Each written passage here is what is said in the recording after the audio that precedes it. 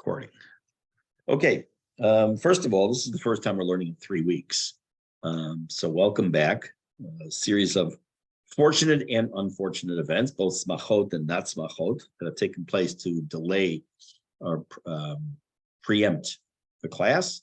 And on that note, I want to say that tonight we're learning the Ilu Nishmat Bat Yechaya Bat Leba Levi Zal. She was my sister-in-law who just passed away, and my wife and sisters, they just got up from Shiva this morning, which was really only a couple hours ago. In addition to that, the individual for whom I'm saying Kaddish, this week is the last week of Kaddish on Thursday. So also learn Ilu Nishmat Yitzchak Meshulam Zal Ben Perlat Shmuel. And then Shama Shev and Aliyah.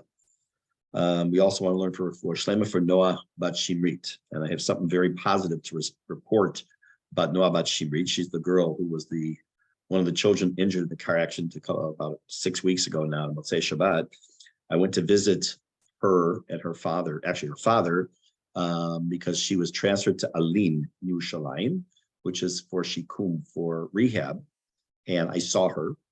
She looked amazing, communicative, alert, everything.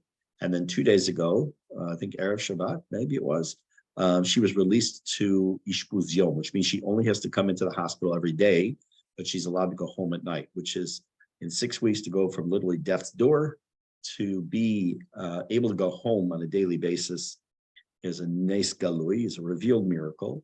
Her mother is still, she had broken her pelvis. She's been home, but she still has a long way to go. And her brother is mostly physical damage to the side of his face, but he seems to be, Baruch Hashem, improving with that. So all in all, from Shimrit and her kids, is just B'li Ein very good news, and should just continue. Okay, sorry. We left off, we'd finished chapter 7, Parak Zayin, which was a repetition, more or less, of the census that took place in the time of Ezra that we saw in the book of Ezra, and was more or less, but not identical, and transferred into the book of Nehemia. In the book of Ezra, after the census, there was a revolution of sorts. That's when, spiritual revolution. That's when Ezra told the people, you have to get rid of your non-Jewish wives, etc. And there's another revolution that's about to take place here in Sefer Nehemiah in chapter 8. And they'll call this the Tshuva revolution. Let me back up a little bit.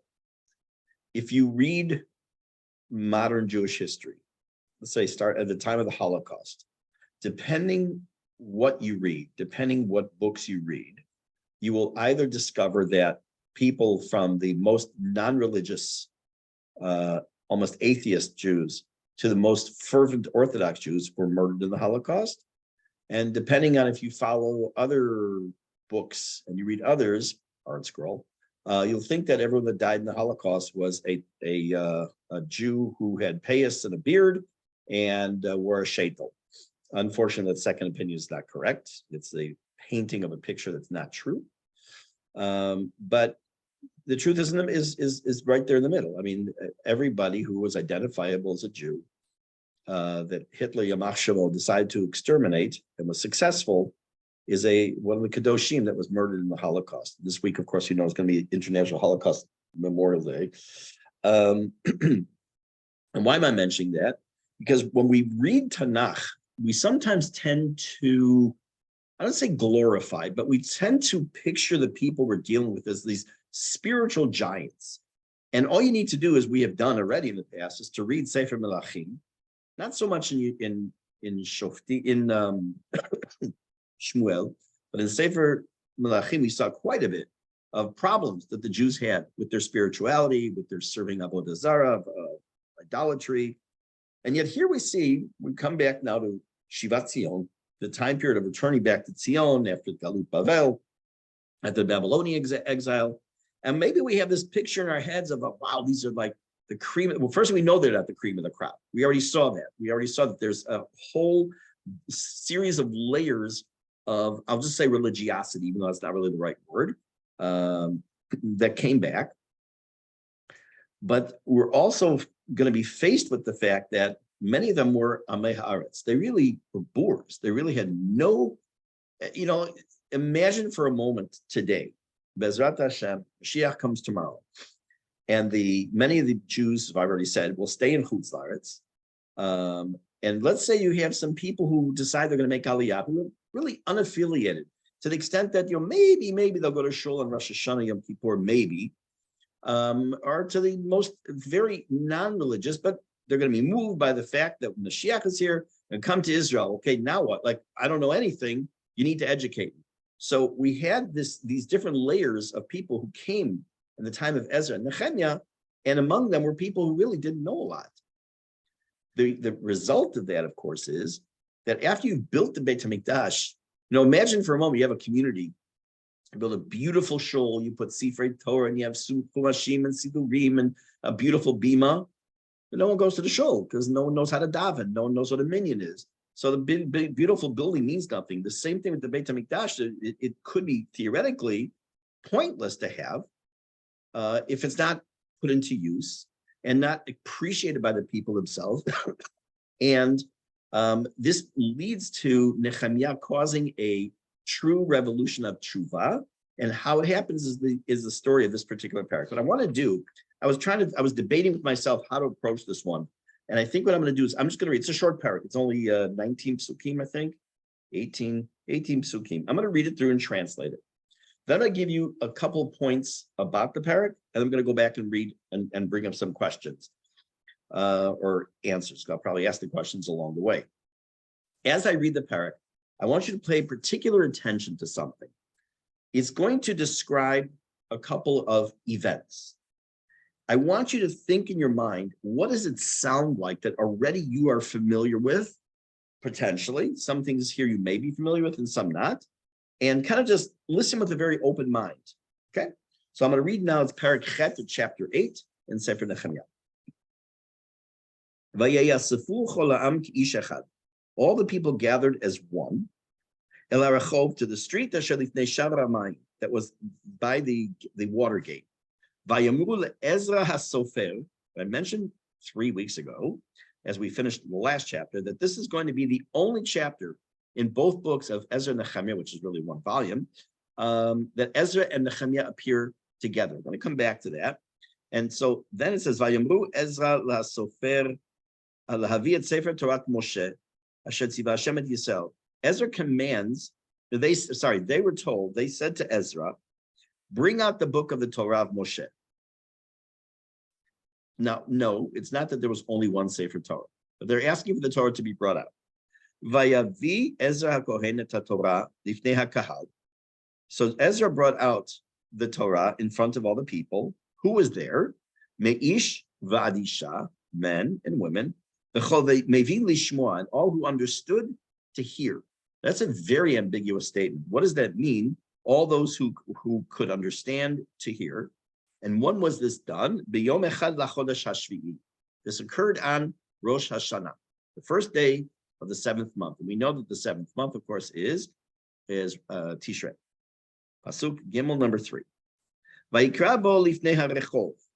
And he read the Torah in the front of the street, asher lifnei sharamayim, that was in front of the water gate, min ha'or ad machatzit hayom, from the first light until midday.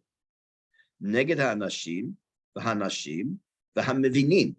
Now he mentions 3 classes again: men, women, and those who understood. Ve'oznei chol ha'am el sefer Torah, and all the ears of the people were turned to the Torah, so they were listening. Vayamod Ezra sofer al migdal eitz. Now, where was Ezra standing to do this? Now, if all of Am Yisrael, now we're not talking millions of people, we're talking thousands of people, tens of thousands. In order for them to actually hear anything, Ezra has to be somewhere elevated. And where is he standing? Al migdal eitz. He's standing on a wooden tower. Asher asula davar. They specifically made for this. Vayamod etzlo, and standing near him, Matitya, Shema, Anaya, Uriah, Chilkiah, Maaseiah, al yamino. These individuals are on his right. Mismolo, on his left, Pedaya, Mishael, Malkiah, Vechashum, Vechashbad, Dana, Zechariah, Meshulam. And all these names were on the left, and these names of people who were some of the noblemen We mentioned their names already in the last chapter in the census. And what did they do? Ezra opened up the Sefer Torah in front of all the people. Because he was above where everyone was. And when he opened it, everyone stood. What does it sound like? Hagba, right? Sounds like Hagba when we read the Torah in Shul. Now, I know you are aware, but I'll say it anyways. There are those who point to here and say that he did the Hagba after he read the Torah, which would be the way the Nusach Ashkenaz that Ashkenazim do. And then those who say that it is not the correct order here, but that he actually did Hagba, and then he read from the Torah, and then they read from the Torah, which is how Sfaradim do it. They do Hagba before. Interestingly enough, a few years ago, someone called me. They were looking for the halachot of someone actually from Chicago, messaged me. They're looking for the halachot in Shulchan Aruch about Hagba, what you do when you do Hagba. And he says they're not in the Shulchan Aruch. I said, well, they are. And parenthetically, Aryeh pointed out something to me which I hadn't seen before, which was great. And I love always hearing and learning things I'd never heard before. So he pointed something out to me, but this is different about Hagba, by the way. I said, where did you look in the Shulchan Aruch? He said, well, there's halachot of Kriyat HaTorah, the laws of reading the Torah. And he said, I looked right after that about Hagba. I says, well, the Shulchan Aruch was written, Rav Yosef Karo, Sfaradi. The Sfaradim do Hagba before reading the Torah. So the halachot of Hagba are before Kriyat Torah in the Shulchan Aruch. So they both, the Ashkenazim and Sfaradim, look at this particular series of psukim to say, oh, this is why we do Hagba the way we do it. Now, what else do we see from here? And I'm not going to get into too much detail because I want to go through it when we go through the parak in detail. Look at the next pasuk, Vav, number 6. Vayivarach Ezra et Hashem. Ezra blessed Hashem, Elokim HaGadol. And again, we know that when we say you don't bless God, God doesn't need our blessings. When we say Baruch Atah Hashem Elokeinu melech olam, it is acknowledging that Hashem is the source of all bracha, not that we can give a bracha to Hashem. Vayanu chalam amen amen b'moal yedehem. And all the people responded. What does it mean b'moal yedehem? We're going to see this raising their hands, but that's not what it means. Vayikdu vayishtachavu l'Hashem apayim arza, and they bowed down to Hashem towards the ground. I'm going to tell you one halacha parenthetically that is something, sadly, that is not known. And I see that only a handful of people know. You'll find very often, whether it's Ashkenazim or Sfaradim, they lift the Torah like this and lift the Torah like that. And a lot of people go like this. They point to the Torah with the pinky and say, V'zot HaTorah shesam Moshe. Why the pinky? Because we're supposed to make ourselves small relative to the Torah. Very nice. Okay, that's a Kabbalistic thing. That's a custom. But there's a halacha that people don't do. And that is that when the Sefer Torah is facing you, when it's open, you're supposed to bow. That's a halacha. This is a custom. So if you're going to do both, that's great. If you're going to do just one thing, bow and forget about this part. I'm not negating this. This is a centuries-old custom by Jews. But the bowing is in the Shulchan Aruch. So keep that in mind. It has to be when you actually see the letters of the Torah facing you. So if someone does Hagba the wrong way, meaning he doesn't turn the Torah in different directions, there's nothing to bow at. So when you see Ketav, the actual letters. Okay, let's continue. And we're going to come back to halachot because this parak is going to actually be a basis for some halacha in Kriyat Torah and other things too. Pasuk Zayin, number 7. Yeshua uvani v'sheravya yamin akuv shabtai hodiya maaseya krita azariah Yehozavad Hanan Playa v'Halviim mevinim et ha'am laTorah. The list of these names, along with the Leviim, would make the people understand the Torah. The ha'am al umdam, and the people were standing. This is again a kind of an ambiguous pasuk. What does this really mean? We'll come back to this, and there's other things that I didn't bring up, but we're going to come back to. Now, here's why some say that the Hagba was before Kriyat Torah. Because it says that Ezra read the Torah, that may be just the introductory statement, but now it says the reading from the Torah. So Hagba was before. It was before. So what do they do? Look at the verbs in this pasuk. Vayikreu b'sefer Torat Elokim mifurash. They were clarifying. V'som seichel. They're replacing intellect. V'yaviru b'mikra, and they understood the psukim. Again, a very unclear pasuk of what exactly was going on. Vayomer Nehemiah hatirshata Ezra Kohen HaSofer. Nehemiah was not yet the Pecha at this point of the story. Pecha was the governor. He was a little lower level than that. And Ezra the Kohen, who was the Sofer, so all these people, Ezra, Nehemiah, and the Leviim, turned to the Jewish people and said to them, Hayom kadoshu l'Hashem Elokechem. Today is a holy day for God. Again, we know that was Rosh Hashanah. Al titablu v'al tifku. Don't mourn and don't cry. Who's talking crying and mourning? Why are they thinking that people are crying? Why should we think that people are crying and mourning? The Jews were crying when they heard the words of the Torah. Why? They were unfamiliar with them, because they were learning things now that they should have been doing and they weren't doing, and potentially a whole bunch of things. But the Levi'im and the others say, and Ezra and Nehemiah say, stop. No crying, no mourning. Today's a holy day to Hashem. Not only that, I'm going to go farther than that. Vayomer lahem, he said to them, eat fatted foods and drink sweets. And you should send gifts to each other. Because today is a holy day for God. And don't be sad. That Hashem is the source of our happiness and joy. And the Levi'im turned to the people and were quieting them down. Again, evidently, even after they're being told, today's a good day. Today's not a day to mourn. Today's not a day to be sad. There was still murmuring. There were still people who felt like, we don't know anything. And look what's happening. It's Rosh Hashanah. They quieted them down. Ki hayom kadosh. He says to them again, don't be sad. Right? So what do? They listen to him. Because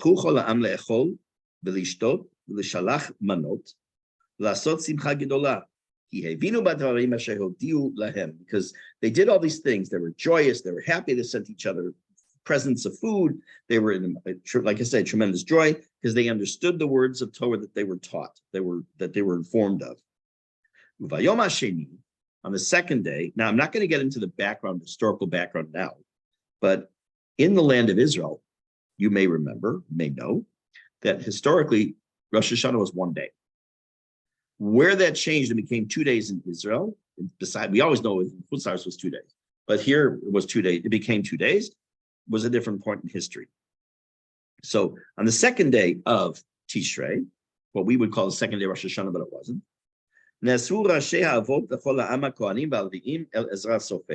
All the heads of tribes and the Kohanim and the Levim all gathered by Ezra to understand more about the Torah. And they found it written in the Torah, that Hashem had commanded Moshe,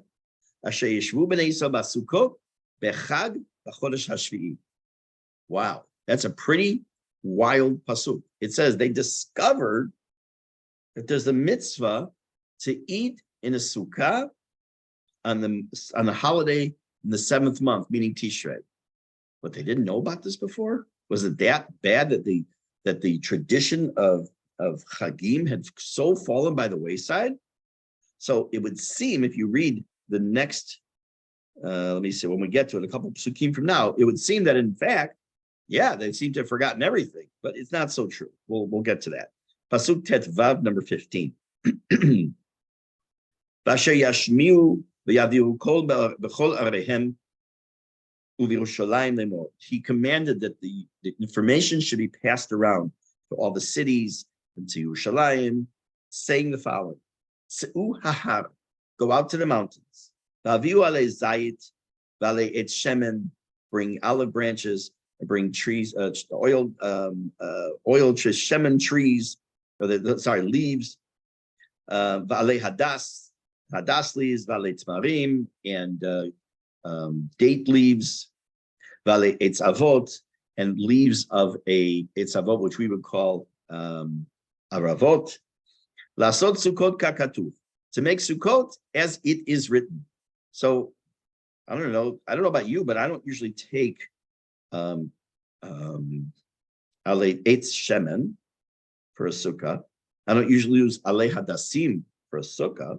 That's part of the Arbat Aminim, the 4 species we take. So what exactly is he referring to? But then he tells us even more. Vayitzuam vayaviu, they Yisrael went out and they brought. Vayasu lahem sukkot. Ish al gago v'chatzoretehem. They made sukkot on their rooftops and their courtyards, v'chatzot Beit Elokim, in the courtyard of the Beit HaMikdash, v'chot Shara Shamayim, in the street opposite the Watergate. I'm not talking about the Watergate of Nixon. V'chot Shara Ephraim, and on the road in front of Shara Ephraim. These are 2 gates. If you remember when I had the drawing up on the screen months ago, that elliptical shape, a couple of these gates, one was Shara Amayim, one was Shara Ephraim. So they made their sukkot over there.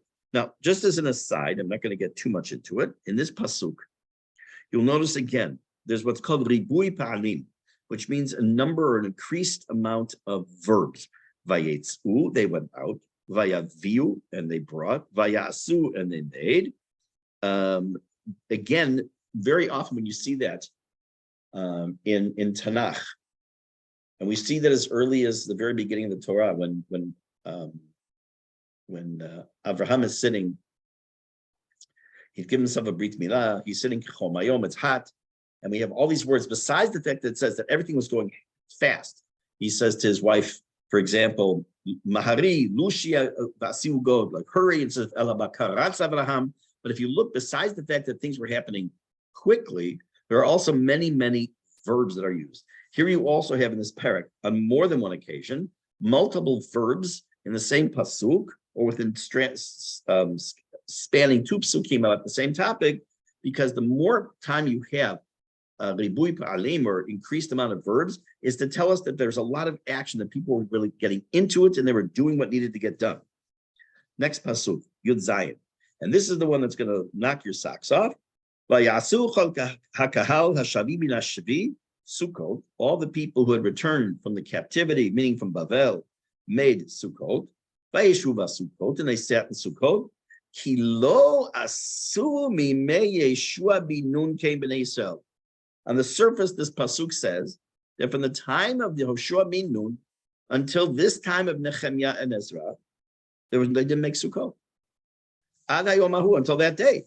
It was very great simcha. How is that possible? You mean to tell me that in the time of David HaMelech, in the time of Shlomo, we know that there was Sukkot.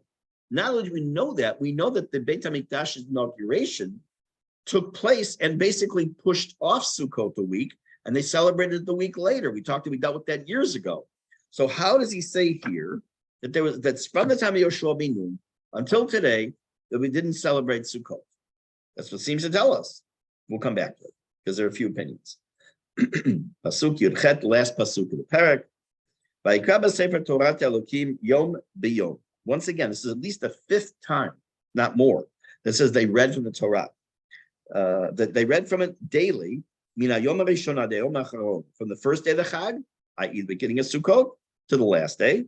Vayasu Chag Shivat Yamim, and they made the holiday 7 days, as it says in the Torah, for Sukkot being 7 days.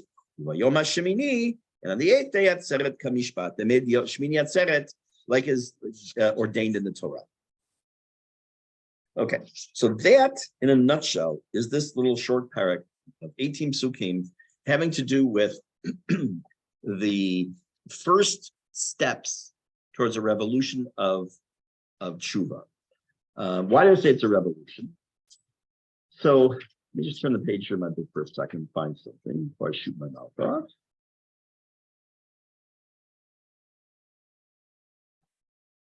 The problem, the printing I use, that's so freaking has like lots and lots of pages of commentary in between.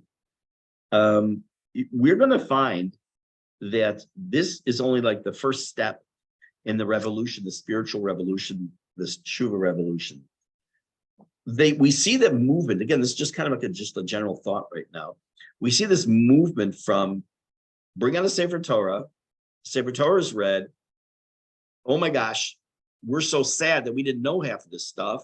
We start crying, we're upset, and the people in charge said, no, don't cry, don't be upset. We're going to explain to you, today's a Chag, you have a lot to learn, be happy. And then they do. And then they make Sukkot. And what is it? We'll see what it means that it's the first time since Yoshua bin Nun. It doesn't mean that literally. And then they make the Chag of Shmini Atzeret. So they're doing all the right things. And it's also a great time of year, because if you're starting fresh, you're starting from the beginning, what better time to start than Rosh Hashanah? So I'm making a couple of comments before we get more into the, it sounds like Yoshiyahu HaMelech. Okay, how so? That's Harry. Explain, take yourself off the mute for a minute. Well, Yoshiyahu also discovered a Torah. He also instituted a reform. He also found things that nobody knew about. And very good. Correct. Very good. Excellent. So the difference between then and now is that we discussed back then that it seemed on the surface like that was the only Torah that existed, right? Even though it was not. That was the one they kept and they found hidden in the Beit HaMikdash. But it was even more so that people were on a lower level than they are here. Here you still had people who did know something, but you're right that the result is very similar. That there's a spiritual awakening, there's this tshuva movement, and that is towards the end, the latter part of Bayit Rishon, of the Beit HaMikdash, before the ultimate galut. Very good call.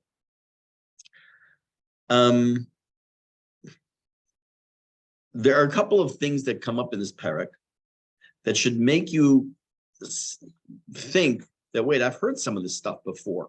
Now, one is the Yoshiyahu issue that you mentioned, but some things that actually relate to halacha. So can anyone think of what kind of event seems like to be portrayed here that we do nowadays? Anyone want to? Hakel. Very good. Hakel. What is Hakel? So we know that we just observed Hakel this past Chol HaMoed Sukkot. And that is that in the year following Shemitah, which this is, during Chol HaMoed Sukkot, the king, men, women, children would all gather in Yerushalayim by Beit HaMikdash. The king would be on a platform. This is the source for it. And read certain parts of the Torah. In Sefer Dvarim, we did a Zeichel HaHakel at the Kotel this year. And we'll do it again, Bezrat Hashem, in 7 years. But that will be a Zeichel HaHakel. It will be the real Hakel, because it'll be the real Beit HaMikdash. Excuse me, Rabbi. Yes. It says in the Torah you're supposed to gather on Sukkot. That is the source, not here. No, Hakel is, no, that's not what you misunderstood. I'm saying that the building of the platform. Okay, but he's up there. Thank you. Hakel is the No, arrest. correct. Oh, 100%. That's what Yeah, you understood. Then let me correct it. You're right. The source of Hakel is the Torah. That's the mitzvah of the Torah. Correct. I'm talking about what we learned about things that were done in Hakel was the concept of building this platform for the king. In this case, it was Ezra, Nehemia, Ezra on this platform. And then we also learned from this parak certain halachot about Kriyat HaTorah.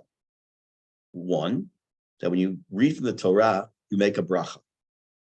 Two, that you're supposed to stand when the Torah is in motion. Now, there is a, let's say not even a misconception. There is a custom that people have that when the Aron Kodesh is open, you stand. That's a very good custom. And most people, when the Aron Kodesh is open, whether it's Anim Smirot, or it's opened on Rosh Hashanah because they're saying a piyut, or for other reasons, then you stand in honor of the Torah. However, and please continue to do that, and there's no reason you have to sit through it. However, the mitzvah of standing for the Torah is when it's in motion or being held for Haggadah. That's one of the reasons that we have the rimonim, or the little bells on the Torah, so that you can know it's coming. And if you're not paying attention, so you know to stand up for the Torah. That's when the mitzvah is to stand. You're not allowed to sit at that point. But for the Sefer, like for example, if you're standing by Ne'ilah, when the Aron Kodesh is open the whole time, you should never feel bad that you sat down because you were unable to stand at that point, because, oh my gosh, the Aron Kodesh is open. I've actually had people say, oh, I had to walk out to sit down. I said, no, you don't have to walk out. You can sit down because it's permissible. Again, it goes against the grain for most people to sit when the Aron Kodesh is open, and that's good. I mean, I have no problem with that. But the halacha is that you have to stand when it's in motion. A parenthetical comment, and that's something that I heard. I didn't hear it from him, but I read from Rav Yosef Dov Levi Soloveitchik Zatzal, the Rav. He asked a very simple question. You wake up in the morning and you say Birchot HaTorah. right? You say Asher Bachar Banu, you say Lasok B'divrei Torah, or whatever the nusach is that you use. And then maybe an hour later, you're in shul, half hour later, 15 minutes later, you're in shul, and then they're going to bring out the Torah, and you get called up to the Torah. And you make a bracha again. It's the same words, almost identical. So you just said them. And I'll go even further. You ran late to shul. I know it never happens, but once in your life, you ran late to shul. And by the time you got to shul, you had enough time to say Birchot HaTorah. And that's all you had a chance to say. Then you get an aliyah. You're allowed to go. You say them again. Why? Why would you say it again? So he said that when you are reading, when you're learning Torah, the bracha you say in the morning covers your learning all day long until into the night, until you go to sleep. But when you learn from the Torah and you're reading from the Torah, that's a totally different level. And for that, you have to make a separate bracha because it's on a higher level. You're not covered, so to speak, by the bracha that you made in the morning. I'm not talking about a sofer who's fixing a Torah, writing a Torah. That's a different thing. Talking about someone who's going to get aliyah to the Torah, and at that point you make another bracha. And we see here that the person made a bracha, and people responded amen, amen. So there again, this particular parak is used as a basis for some of the halachot in the halachot of Kriyat Torah. In addition to that, we also know, I'll get to this eventually. I wasn't going to do it. I'm not doing it tonight. Is that Ezra himself established certain things that we do between Ezra and Moshe Rabbeinu. Established certain things that we do about Kriyat Torah. For example, the Monday, Thursday reading in the Mincha and Shabbat, reading for the Torah was instituted at the time of Ezra. Moshe did something and Ezra did something. I will eventually get to discussing that. But in Kvar mentioning Moshe and Ezra, I think it's worthwhile to mention something else. This Hakel, go back for a second to the Torah level Hakel before this. What was the purpose of Hakel? It says that the men were there to learn, the women are there to hear the words of the Torah. What were the children for? So that they could have sachar for being there, just hearing the Torah. The parents would have the sachar, the reward, for just bringing their children, even if they couldn't understand a single word that was being said. It's the equivalent of, in a sense, of the mitzvat re'iyah. During the Chagim, you would go on Har HaBayit, and today there's opinions that still do right. You go on Har HaBayit, or at least by the Kotel, if you're not going on Har HaBayit, to see and be seen. Lir'ot u'lehera'ot. And that was a mitzvah. So what was the mitzvah of Hakel? Remember, there's this reading of the Torah, there's the specific Hagba that's done, there's getting everyone together. What was it to represent? Har Sinai. There's supposed to be a reenactment to a degree of standing at Har Sinai to get the Torah. So that means that when they're doing this event in the book of Nehemia, where they're having this Ke'ilu Hakel, because it wasn't Hakel, because it's not Chol HaMoed Sukkot, it's not right after Shemitah year. It's also a form of a representation of Har Sinai, and there's a reason for that. Because the Gemara tells us in Masechet Sanhedrin that for some reason had Moshe Rabbeinu never been born, or been born at a later time, Ezra himself was Ra'ui, who was a fit individual to have the Torah given through him instead of through Moshe. Ad Kedei Kach that he was such a high level. It also, the Gemara in Sukkah, I have a note here, credits Ezra, Hillel, and Rabbi Chia for the Torah's not being forgotten. And the Aruch LaNer says that Ezra also ensured that the Torah Shebichtav, the Torah of Moshe, would be preserved. And we're going to get more into that at a later date, Bezrat Hashem. Okay, let me just see if I have anything else here in my notes before we go back to the book. Okay, let's go back to the beginning of the paragraph and pick up a few things that I may or may not have mentioned. If we take a look, the first pasuk, Aleph. Vayeyasu cholam ki'ish echad. You remember I just told you a second ago, if you don't remember, I'll remind you, that the event that takes place in this chapter is supposed to also be somewhat of a representation of Har Sinai. Right before we get the Torah, in Sefer Shemot, we will read, this week is Parshat Bo, so in a couple of weeks we're going to read in Yitro, it says, Vayichan Sham Yisrael keneged ahar. That Bnei Yisrael camped opposite the mountain, meaning opposite Mount Sinai. And it says that in the singular, Vayichan, and he camped, or it camped, and not Vayachanu, and they camped. Rashi says, Ki ish echad b'levach. They were of one people, one mind, one heart. So this idea of achdus, of unity, seems, at least it seems like, it starts this parak with the same idea of ki ish echad. But in addition to that, Mitzudat David tells us, I know you're disappointed, I don't have any slides tonight, but we don't need any tonight. Says, it wasn't just the meaning that they were of one mind and they were all unified for this, but there's even more than this. And he says, there was this rush of throngs of people all at once. That notice there was this mass of people at one time approaching the city to go to the area where Ezra was going to read from the Torah. So it wasn't just that they were unified spiritually, mentally with the same goal, but in addition to that, they looked like one gush or one group of people. And this was, of course, we know, as it said in Pasuk Bet, the end of the Pasuk, B'yom Echad Chodesh HaShvi'i, on Rosh Hashanah. By the way, I forgot to say at the beginning, sorry, Chodesh Tov to everybody. Should be a wonderful month of Geulah, Be'ezrat Hashem B'karov. Now, go to Pasuk Gimel. On purpose, and kind of glossed over it, but take a look at Pasuk Gimel, reread it. First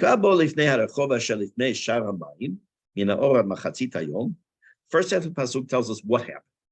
That he read from the Torah on the street, opposite the water gate, from the morning light until the halfway, the point of the day, till Chatzot. To whom did he read? Neged ha'anashim v'hanashim, in front of the men, the women, and the mivinim, the understanders.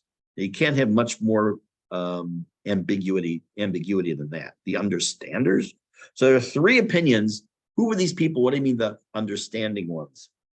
One would probably be one that you would guess, which is the children. The Ralbag says the children. Why call them the understanders? So it's the potential understanding they could have. And that why would be the children. Again, it mimics the idea of Hakel. Anashim, Nashim, V'taf. That's the mitzvah, men, women, and children, little children. And that's the Ralbag. Rashi says it's the Mitargimim. It was the ones who would translate the Torah. Now what does that mean? First, let me tell you the third opinion, and then we'll come back to that. The Malbim says they were the Chachamim. They are the Mevinim, the ones who had a deeper understanding. So as the men and women, were there children there? Maybe according to the Malbim, there weren't children there. But then the Mevinim were the ones who were like the Talmidei Chachamim. But what does it mean when the Rashi says that they were the Mitargimim? They were the ones who were translated.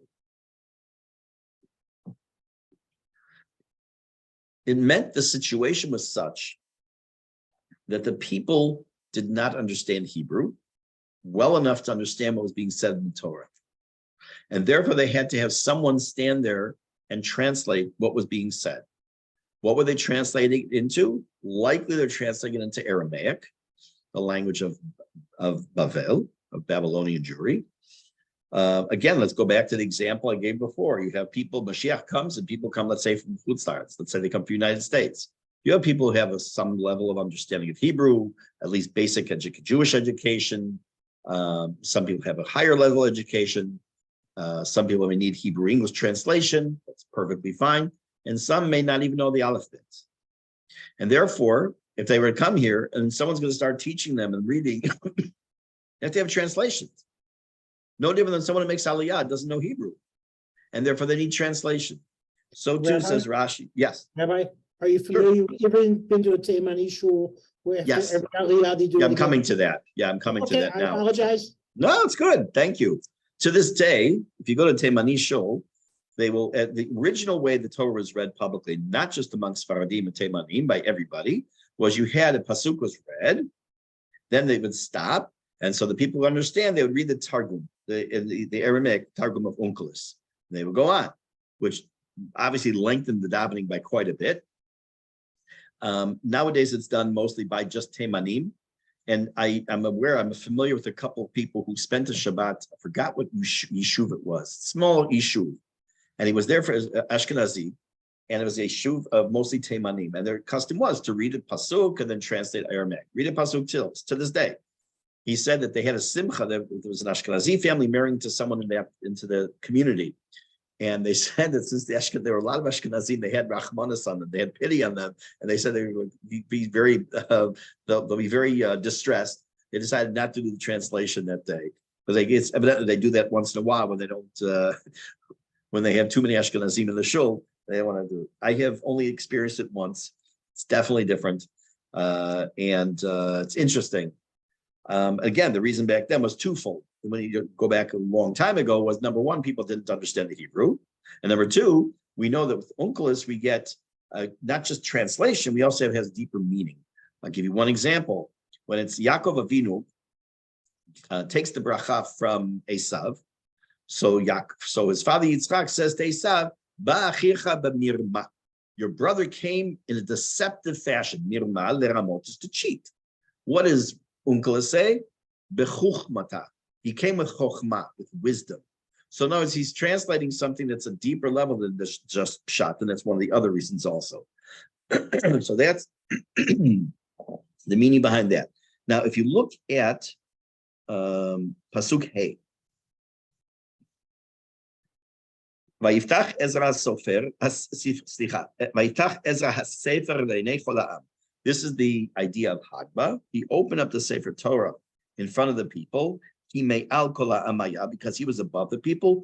Ubefitcho amdu cholam. When he opened it, the people stood up. Now, it could mean that they just stood, or as Rashi tells us, that it meant that they were quiet. They were in awe. I'm not sure what the right word is here. I'll say it nicely. Those who are not aware that when the Sefer Torah is being held up, you're supposed to stand. That's one thing. Most people know you stand. Most people know you can do this. And now most people here, at least tonight with me, know you're supposed to bow when you see the Sefer Torah. But there's one thing that does happen sometimes, and thankfully not that often. And that is, as the Sefer Torah is held up and it's being turned around and everything else, people are talking.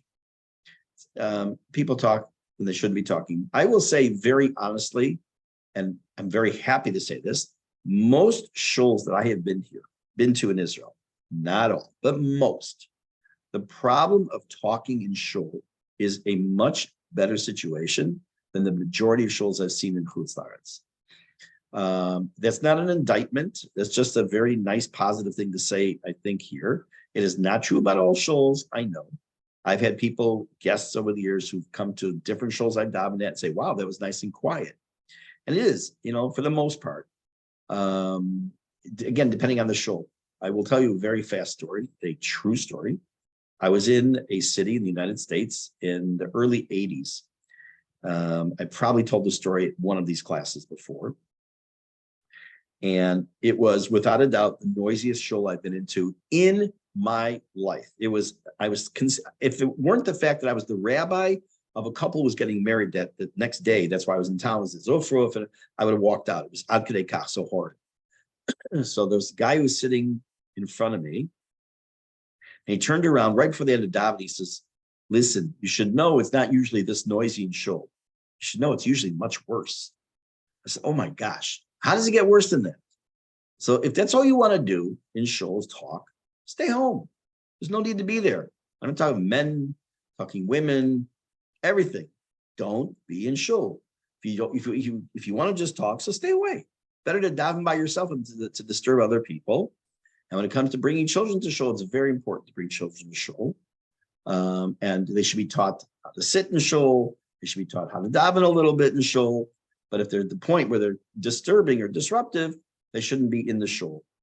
They should be partially in and then take them out. In addition to that, because we're talking about halacha here because of this particular parak, I'll mention another one.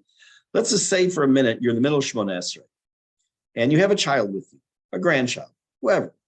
They're 2 years old, 3 years old, whatever they might be. And suddenly they start screaming or crying, or they have to go to the bathroom or anything like that. And it's disruptive. You step out of Shemona Esrei, after you finish whatever bracha you're on, take the child out, if you could have someone beat up the child, or stay outside with the child, step back into Shemona Esrei and continue. There are many things that people are unaware of, such as if you're in the middle, let's say it's tonight, in the middle of davening Mariv, you're in Shul, and you feel you know the davening by heart, and you realize, oops, it's Rosh Chodesh, and I don't know Ya'aleh V'Yavo by heart. You're allowed to step out of Shemona Esrei, go over, get a sitter, come back to your spot, step back into Shemona Esrei, and continue. That's as long as you know that there's a sitter where you're going. You can't start wandering around the shul looking for one. So there are certain extenuating circumstances because it's considered part of your Shemona Esrei or to prevent a problem in Shemona Esrei. So why am I mentioning all this? Because when it says here that Amdu Chol Ha'am, that all the people stood, keep in mind that according to Rashi, that meant they stood in silence, that they were in awe of what they were seeing. Granted that this was probably the first time many had seen the Torah altogether, or at least in that type of a venue. Nevertheless, they were standing in awe. The more that we have a connection, a constant connection to something, the less we are likely to revere it. So that although we have, hopefully all of us here tonight, have a tremendous respect for the Sefer Torah, in motion, not in motion, sitting on the shulchan, not sitting in whatever situation it's in, it's different. It's something we need, I think, to work on in general, of being even more conscious of what the Sefer Torah is. When you see people with the Sefer Torah in front of them, and it's between aliyahs, and they're just the gabayim are just talking with each other. It has nothing to do with belaning. It's about what's going on next week. It shows a lack of respect for the Torah. So, and again, we get that from this particular parak. Okay, what we're going to do, Bezrat Hashem, next Sunday. I'm going to look now. I don't think I have any more smachot in the very near future. Let me just double check. Oops. Let's see. Next Sunday night is the 29th. Nope, we do not. Okay. So Bezrat Hashem, next Sunday night, we're going to finish this chapter. We have just like 3 or 4 little points to make on that. And I'm going to get into Parak Tet, which is a little bit longer, if I'm not mistaken. Let's see. And it's a follow-up to this parak and what they did as a result. Yes, next was 37 psukim. So we'll see as a result what happens. It's nice to have this awakening. So what do you do with this awakening? What do you do with this tshuva? Like picture the day after Yom Kippur. Wow, that was great. It was uplifting. The davening was good. The talks were good. The Divrei Torah, my feelings, the Ne'ilah was great. Now what? And that's what the next chapter is going to be about. Have a Shavua Tov, a Chodesh Tov, and just B'Sorah Tov.